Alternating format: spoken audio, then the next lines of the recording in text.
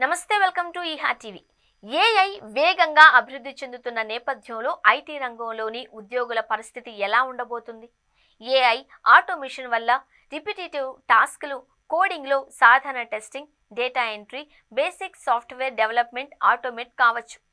లో లెవెల్ ఉద్యోగాలు, entry level developers, support roles కొంత మేరకు ప్రమాదంలో ఉండవచ్చు. మైక్రోసాఫ్ట్ 2025 మేలో సుమారు 3% అంటే దాదాపు 6,000 ఉద్యోగాలను తొలగించింది. ఇది 2023 తర్వాత వారి అతిపెద్ద లే ఆఫ్. వాషింగ్టన్లోని రెడ్మండ్ హెడ్ క్వార్టర్స్లో సుమారు 2,000 ఉద్యోగాలు, software engineer, product management roles కోతకు గురయ్యాయి. ఇండియా ఆపరేషన్స్ పై ఈ లే ఆఫ్ల ప్రభావం లేదు అని Microsoft India and South Asia head Puneet Chandok తెలిపారు. గూగుల్ 2025లో 2-3 రౌండ్ల లే ఆఫ్లు చేసింది. ముఖ్యంగా దాని platforms and devices unit, Android, Pixel, క్రోమ్లో హెచ్ఆర్, క్లౌడ్ డివిజన్లలో కొన్ని వందల ఉద్యోగాలు తొలగించింది.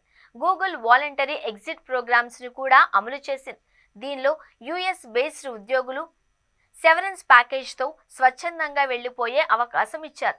ఏఐ కొత్త ఉద్యోగాలను కూడా సృష్టిస్తుంది. ఏఐ మోడల్స్ను డెవలప్ చేయడం, ట్రైన్ చేయడం, మేనేజ్ చేయడం, ఏఐ సిస్టమ్స్కు ఎథికల్ గైడ్లైన్స్ సెట్ చేయడం, data science, machine learning, engineering వంటి రంగాలలో డిమాండ్ పెరుగుతుంది. ఐటీ ఉద్యోగులు ఏఐ సంబంధిత స్కిల్స్ నేర్చుకుంటే డిమాండ్లో ఉంటారు.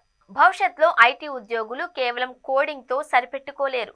ఏఐ టూల్స్తో పనిచేయడం, cloud computing, cyber security, data analytics, block chain వంటి టెక్నాలజీలలో నైపుణ్యం సంపాదించాలి. ఉదాహరణకు ఏడబ్ల్యూఎస్, అజ్యూర్, గూగుల్ క్లౌడ్ వంటి ప్లాట్ఫామ్లపై నైపుణ్యం ఉన్నవారికి డిమాండ్ ఎక్కువగా ఉంటుంది. భారతదేశంలో ఐటీ రంగం ఇప్పటికీ బలంగా ఉంది.